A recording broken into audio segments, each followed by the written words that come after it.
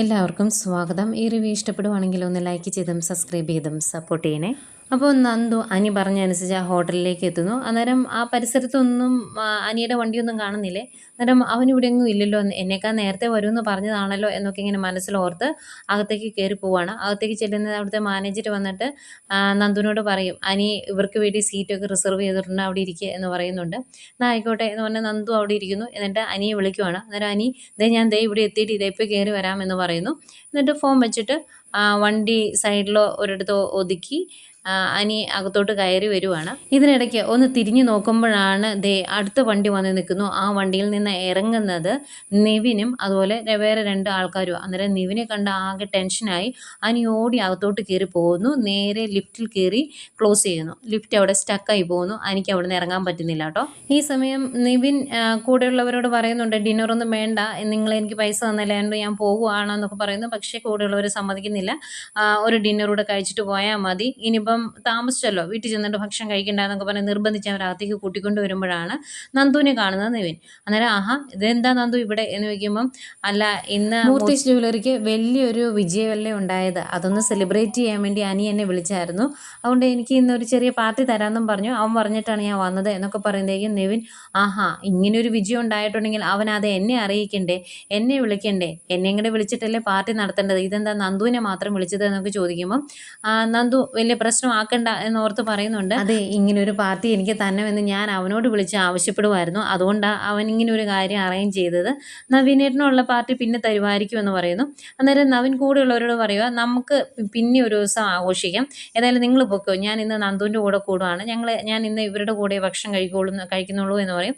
അവർ പോയി കഴിയുമ്പോഴത്തേക്കും നവീൻ അവിടെ ഇരുന്നിട്ട്, ഇതെന്താ അവൻ ഇത്ര നേരമായിട്ടും വരാത്തത് എന്ന് ചോദിക്കുമ്പോൾ, ഇവിടെ വരാറായി, ഇവിടെ എത്തി എന്നൊക്കെ പറഞ്ഞ് അവൻ വിളിച്ചായിരുന്നു, ഇപ്പോൾ എന്താ കാണാത്തതെന്ന് അറിയത്തില്ല എന്ന് പറയും. അന്നേരം നവീൻ വിളിക്കുവാണ് അനിയെ.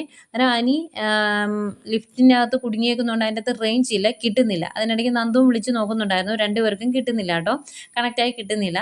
ഈ സമയം നവീൻ അനിയെ കുറ്റപ്പെടുത്തി സംസാരിക്കുന്നുണ്ട്, എനിക്ക് ഇപ്പോഴും മെച്യൂരിറ്റി വന്നിട്ടില്ല, ആ കമ്പനി അവൻ എങ്ങനെ മുന്നോട്ട് കൊണ്ടുപോകുന്നു എന്നറിയില്ല, ഇപ്പം തന്നെ ഈ വിജയം കിട്ടിയത് അവൻ്റെ കഴിവുകൊണ്ടൊന്നും അല്ല എന്നൊക്കെ പറയുമ്പം, അനി മാത്രമല്ല ആദർശേട്ടനും നയനേച്ചിയും ഒക്കെ അവനെ സഹായിച്ചിട്ടുണ്ടെന്ന് പറയുമ്പോൾ, അത് തന്നെയാണ് ഞാൻ പറഞ്ഞത്, അവൻ ഒരു കാര്യത്തിനും ഉത്തരവാദിത്വമില്ല, ഇപ്പം തന്നെ നന്ദുവിനെ ഇവിടെ വിളിച്ചിരുത്തിയിട്ട് അവൻ ഇങ്ങനെ താമസിച്ചാൽ ശരിയാകുമോ, അവന് സന്തോഷമുള്ള കാര്യമായിരിക്കാം, പക്ഷെ വേറൊരാളെ വിളിച്ചിരുത്തി ഇങ്ങനെ ബുദ്ധിമുട്ടിക്കുമ്പോൾ അവർക്ക് നിരാശയല്ലേ ഉണ്ടാകുന്നത് എന്നൊക്കെ ഇങ്ങനെ ഓരോ കാര്യങ്ങൾ പറയുമ്പോഴും നന്ദു അതിനെയൊക്കെ ഒന്ന് ഡിഫെൻഡ് ചെയ്യുന്നുണ്ട്. അതുകൊണ്ടല്ല നവീനേട്ട, അവൻ എന്നെ വിളിച്ചതായിരുന്നു, ഇനിയിപ്പോൾ വഴിയിൽ എന്തെങ്കിലും പ്രശ്നം ഉണ്ടായതുകൊണ്ടാണോ താമസിക്കുന്നതെന്ന് അറിയത്തില്ല, അതുപോലെ അവൻ പാവമാണ് എന്നൊക്കെ പറഞ്ഞ് ഓരോ കാര്യങ്ങൾ പറയുന്നുണ്ട്. അതൊന്നും നവീൻ അത്രയ്ക്ക് അങ്ങ് ഇഷ്ടപ്പെടുന്നില്ല. ഏതായാലും ഇങ്ങനെ ഓരോ കാര്യങ്ങൾ പറഞ്ഞുകൊണ്ടിരിക്കുന്നു. ഈ സമയം അനി പുറത്തിറങ്ങാൻ പറ്റാത്തത് കൊണ്ട് അകത്ത് നിന്ന് വിളിക്കുന്നുണ്ട് കേട്ടോ, ആരെങ്കിലും ഒന്ന് കേക്ക്, ഇതൊന്ന് തുറക്കുക എന്നൊക്കെ പറയുന്നുണ്ട്. ഈ സമയം ആരോ വന്ന് അത് തുറക്കാൻ ശ്രമിക്കുന്നതൊക്കെ ഉണ്ട്. സമയം പോയിക്കൊണ്ടിരിക്കുകയാണല്ലോ, അതുകൊണ്ട് തന്നെ അനി ഓർഡർ ചെയ്ത ഫുഡ് നന്ദുവിനും നവീനുമായിട്ട് കൊണ്ട് കൊടുക്കുന്നുണ്ട് ഹോട്ടലിൽ നിന്ന്. അവർ ആ ഫുഡ് കഴിക്കാൻ തുടങ്ങുവാണ്. പിന്നെ ഇങ്ങനെ മടിച്ചിരിക്കുക കേട്ടോ നന്ദു. അന്നേരം കഴിക്കും നന്ദു, ഇപ്പം നന്ദു ഭക്ഷണം കഴിക്കേണ്ട സമയമായില്ല, അവൻ ഇത്ര സമയമായിട്ട് വന്നിട്ടില്ലല്ലോ, ആ സ്ഥിതിക്ക് ഇനി വെയിറ്റ് ചെയ്യേണ്ട കാര്യമൊന്നുമില്ല, ഭക്ഷണം കഴിക്കുക എന്ന് പറഞ്ഞാൽ നവീൻ നിർബന്ധിക്കുക. അവൻ വേറെ നിവൃത്തിയില്ലാതെ നന്ദു കഴിക്കുന്നു. അന്നേരവും നവീൻ പറയുന്നുണ്ട്, അവൻ ഈ കാണിക്കുന്നതൊന്നും അത്ര ശരിയായ കാര്യമല്ല, അവൻ ഈ ഇടയായിട്ട് അത്ര മിസ്റ്റർ ക്ലീൻ ഒന്നും അല്ലാന്ന് എനിക്ക് മനസ്സിലായി തുടങ്ങിയിട്ടുണ്ട് എന്നൊക്കെ പറയുമ്പം നന്ദു ചോദിക്കും, അതെന്താ നവീനേട്ടൻ അങ്ങനെ പറയുന്നത്, നവീനേട്ടന് അവനോട് എന്തെങ്കിലും ദേഷ്യമുണ്ടോ, അവൻ ആ രീതിയിൽ എന്തെങ്കിലും കാണിച്ചോ എന്നൊക്കെ ചോദിക്കുമ്പം, എനിക്ക് അങ്ങനെ ഫീൽ ചെയ്തു എന്ന് പറയും. അന്നേരം അവനൊരു പാവമാണ്, അവനങ്ങനെ വേറെ ഉള്ള രീതിയിൽ ചിന്തിച്ചിട്ടൊന്നും ആയിരിക്കില്ല ഇപ്പോൾ വരാത്തത് എന്നൊക്കെ പറയുമ്പോഴത്തേക്കും നവീൻ പറയുവാണ്, അവൻ പാവമായിരിക്കും, പക്ഷേ ശുദ്ധൻ ദുഷ്ടൻ്റെ ഫലം ചെയ്യും എന്നൊരു പഴഞ്ചൊല്ലില്ലേ, അതുപോലെ ആയി പോവും അവൻ്റെ കാര്യം, അവൻ്റെ ജീവിതത്തിൽ വന്ന എല്ലാ പ്രശ്നങ്ങളും അവനായിട്ട് വരുത്തി വെച്ചതാണ് എന്ന് പറയും. നവീൻ ഈ പറയുന്നത് കറക്റ്റാണ്. നവീൻ പറയുന്നുണ്ട്, അവൻ ഇഷ്ടമല്ലാത്ത പെൺകുട്ടിയാണ് വിവാഹം കഴിക്കാനിരുന്നത്, ആ സ്ഥിതിക്ക് അവൻ ആ കാര്യം വിവാഹത്തിന് മുമ്പ് തുറന്നു പറയായിരുന്നു, അത് പറഞ്ഞില്ല, എന്നിട്ട് വിവാഹം കഴിഞ്ഞിട്ട് ആവശ്യമില്ലാത്ത പ്രശ്നങ്ങൾ ഉണ്ടാക്കി, അത് അവൻ വരുത്തി വെച്ചതല്ലേ എന്ന് ചോദിക്കുമ്പം നന്ദു പറയുന്നുണ്ട്, അങ്ങനെയല്ല, അവളുടെ അച്ഛനും അവളും കൂടി അനിയെ ട്രാപ്പ് ചെയ്യുമായിരുന്നു എന്നൊക്കെ പറയുമ്പം, ഇതൊക്കെ ഇങ്ങനെ പറയാമെന്ന് മാത്രമേ ഉള്ളൂ, വിവാഹം എന്ന് പറയുന്ന ഒരാളുടെ ജീവിതത്തിലെ ഏറ്റവും പ്രധാനപ്പെട്ട കാര്യമാണ്, ആ ആളെ വിവാഹം കഴിക്കണോ വേണ്ടയോ എന്ന് തീരുമാനിക്കുന്നത് നമ്മളാണ് എന്നൊക്കെ ഇങ്ങനെ പറയുന്നു. അത് കഴിയുമ്പം നന്ദി ചോദിക്കുന്നുണ്ട്, ഈ ഡിവോഴ്സ് ഇങ്ങനെ നീണ്ടുപോകുന്നത് എന്താ, അത് പെട്ടെന്ന് ഒന്ന് ഒഴിവാക്കി കിട്ടുവാണെങ്കിൽ അവൻ കുറച്ചുകൂടി ഒന്ന് ഫ്രീ ആയേനെ എന്നൊക്കെ പറയുമ്പം നവീൻ പറയുന്നുണ്ട്, അത്ര പെട്ടെന്നൊന്നും ഫ്രീ ആകാൻ പറ്റത്തില്ല, അതിന് ആ അനാമിക കോമ്പൻസേഷൻ കിട്ടണം എന്ന് പറഞ്ഞ് പിടിച്ച് പിടിയാലെ നിൽക്കുമല്ലേ എന്ന് ചോദിക്കുമ്പം നന്ദു പറയുന്നുണ്ട് ശരിക്കും അവളെ പോലുള്ളവർക്ക് കോമ്പൻസേഷൻ കൊടുക്കരുത്, ശരിക്കും ചതിക്കാൻ വേണ്ടിയല്ലായിരുന്നു ആനിയുടെ ജീവിതത്തിലേക്ക് അവൾ കയറി വന്നത് എന്നൊക്കെ ചോദിക്കുമ്പോൾ അതിനെയൊക്കെ സപ്പോർട്ട് ചെയ്യുന്നുണ്ട് നവീൻ. അതൊക്കെ നേരാണ്, ഒരു പെൺകുട്ടിയും ചെയ്യാൻ പാടില്ലാത്ത കാര്യമാണ് അനാമിക ചെയ്തത്. പക്ഷേ എന്ത് ചെയ്യാം, അവൾക്കിപ്പം കോമ്പൻസേഷൻ കിട്ടിയാലേ വിവാഹമോചനത്തിന് സമ്മതിക്കുള്ളൂ എന്ന് പറഞ്ഞാൽ നമുക്കൊന്നും ചെയ്യാൻ പറ്റത്തില്ലല്ലോ. പിന്നെ നമുക്ക് ശ്രമിക്കാം എന്നൊക്കെ പറയുന്നുണ്ട്. ഏതായാലും അവർ ഫുഡ് കഴിക്കുന്നു. ഇതിനിടയ്ക്ക് അനിയുടെ ലിഫ്റ്റ് പുറത്ത് നിന്ന് ആരൊക്കെയോ വന്ന് തുറന്നു കഴിഞ്ഞ് പുറത്തിറങ്ങി കഴിഞ്ഞാൽ അവരോട് കുറേ ദേഷ്യപ്പെട്ടുകൊണ്ട് നിൽക്കുകയാണ് അനി. നിങ്ങൾ എന്ത് പണിയെ കാണിച്ചത്, എൻ്റെ ബലപ്പെട്ട സമയമാണ് നിങ്ങൾ നഷ്ടപ്പെടുത്തിയത്, ഞാൻ കറക്റ്റ് സമയത്ത് ഇവിടെ വന്നപ്പം ഇതൊരു പുതിയ ഹോട്ടലായിട്ട് പോലും ഇങ്ങനെയൊക്കെ സംഭവിച്ചല്ലോ എന്ന് പറഞ്ഞാൽ അവരെ കുറേ ചീത്ത പറയും. അന്നേരം അവർ പറയും ഞങ്ങളുടെ കയ്യിലല്ലല്ലോ ഈ കാര്യങ്ങളൊന്നും, ഇതെന്ത് സംഭവിച്ചതാണെന്ന് ഞങ്ങൾക്ക് അറിയത്തില്ല എന്നൊക്കെ പറഞ്ഞ് അവർ കുറേ എക്സ്ക്യൂസ് പറയുന്നുണ്ട്. എന്നിട്ട് പറയുന്നുണ്ട് ഈ ഒരു പ്രശ്നത്തിൽ സാറിനുണ്ടായ നഷ്ടം ഞങ്ങൾ നികത്തി തരാമെന്ന് പറയുമ്പം അങ്ങനെ നികത്താൻ പറ്റുന്ന നഷ്ടമൊന്നുമല്ല, സമയത്തിനാണ് വില എന്ന് പറഞ്ഞിട്ട് ദേഷ്യപ്പെട്ട് അങ്ങ് പോകുന്നു. ഈ സമയം ഭക്ഷണമൊക്കെ കഴിച്ചു കഴിഞ്ഞിട്ട് നന്ദുവും നവീനും പുറത്തേക്ക് ഇറങ്ങി പോകും കേട്ടോ. ആ സമയം ഇവർ ഈ പുറത്തേക്ക് ഇറങ്ങി പോകുന്ന സമയത്താണെങ്കിലും എനിക്ക് നന്ദുവിനെ വിളിക്കാം, പക്ഷെ വിളിക്കുന്നില്ല. അത് കഴിഞ്ഞ് പുറത്തിറങ്ങി ഒരു 10 മിനിറ്റോളം സംസാരിച്ചുകൊണ്ട് നിൽക്കുന്നുണ്ട് നന്ദുവും നവീനും കൂടി.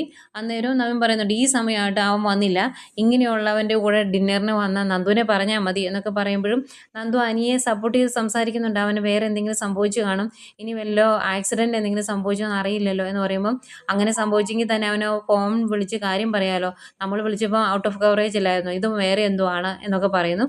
എന്നിട്ട് നവീൻ പിന്നെയും പറയുവാണ് അവൻ എന്നെ വിളിച്ചില്ല ഡിന്നറിന്, അങ്ങനെ ഡിന്നർ തന്നെങ്കിൽ തന്നെ അവന് ആദർശേട്ടനെയോ അതുപോലെ നയനിയോ ആരെങ്കിലും വിളിക്കായിരുന്നു. അവൻ്റെ ബെസ്റ്റ് ഫ്രണ്ട് എന്ന് പറയുന്ന നിൻ്റെ കോമൺ ഫ്രണ്ടായ 2 പേരുണ്ട്, രാകേഷും വിഘ്നേഷും, അവരെ വിളിക്കായിരുന്നു. അവരെ ഒന്നും വിളിക്കാതെ നന്ദുവിനെ മാത്രം അവൻ എന്തിനെ വിളിച്ചത് എന്നൊക്കെ ചോദിക്കുകയാണ്. അന്നേരം നന്ദു പറയുന്നുണ്ട് അവൻ്റെ ചില ഫീലിങ്സ് പറയാൻ വേണ്ടിയാണ് അവൻ എന്നെ വിളിക്കാറുള്ളത്, അനാമികയായിട്ടുള്ള ആ വിവാഹ മോചനം ഇങ്ങനെ നീണ്ടുപോകുന്നതൊക്കെ അവന് ഭയങ്കര വിഷമം, അതൊക്കെ പറയാൻ വേണ്ടി ചിലപ്പോൾ എന്നെ ഇങ്ങനെ വിളിക്കാറുണ്ട്, ഞങ്ങൾ സംസാരിക്കാറുണ്ട് എന്നൊക്കെ പറയുമ്പോൾ ഏതായാലും ഈ കാണിച്ചത് ശരിയല്ല, ഇനിയിപ്പോൾ നന്ദു പോവല്ലേ എന്ന് ചോദിക്കുന്നു. അപ്പം നന്ദു ഞാൻ ഇറങ്ങുക നവീനേട്ട എന്ന് പറഞ്ഞ് നന്ദു അവിടെ നിന്ന് പോകുന്നു. അതുപോലെ നവീനും പോരുന്നു. ഇവരവിടുന്ന് പോയതിന് ശേഷം അനി അവരിരുന്ന ടേബിളിൻ്റെ അവിടെ വന്ന് നോക്കുമ്പോൾ അവരില്ല. അന്നേരം മാനേജർ വന്നിട്ട് പറയും സാറിനെ നോക്കിയിരിക്കുമായിരുന്നു ഇത്രയും നേരം, കാണാത്തത് കൊണ്ട് മാഡം ഭക്ഷണം കഴിച്ചിട്ട് പോയി, പിന്നെ മാഡത്തിൻ്റെ കൂടെ ആ വക്കീൽ സാറും ഉണ്ടായിരുന്നു എന്ന് പറയുമ്പോൾ നവീനോ എന്ന് ചോദിച്ചാൽ ആകെ വിഷമാവുകയാണ് അനിക്ക്. എന്നിട്ടാണ് അനി നന്ദുവിനെ വിളിക്കുന്നത്. ഈ സമയം നന്ദു ഫോൺ എടുക്കുകയില്ല, നേരെ നവീനെ വിളിക്കുന്നു. നവീൻ ഫോൺ എടുക്കും കേട്ടോ. എടുത്തു കഴിയുമ്പം എടാ നീ ഉണ്ടായിരുന്നില്ലേ നന്ദുവിൻ്റെ കൂടെ, എനിക്ക് ഇവിടെ എത്തിച്ചേർന്നതാണ്, പക്ഷേ ലിഫ്റ്റിൽ കുടുങ്ങിയോണ്ട് നിങ്ങളുടെ അടുത്തോട്ട് വരാൻ പറ്റിയില്ല എന്ന് പറയുന്നതെയും നവീൻ മനസ്സിലോർക്കുന്നുണ്ട് നന്നായി, ഇതൊക്കെ ഈശ്വരൻ അറിഞ്ഞു തരുന്ന പണിയാണ് എന്ന്.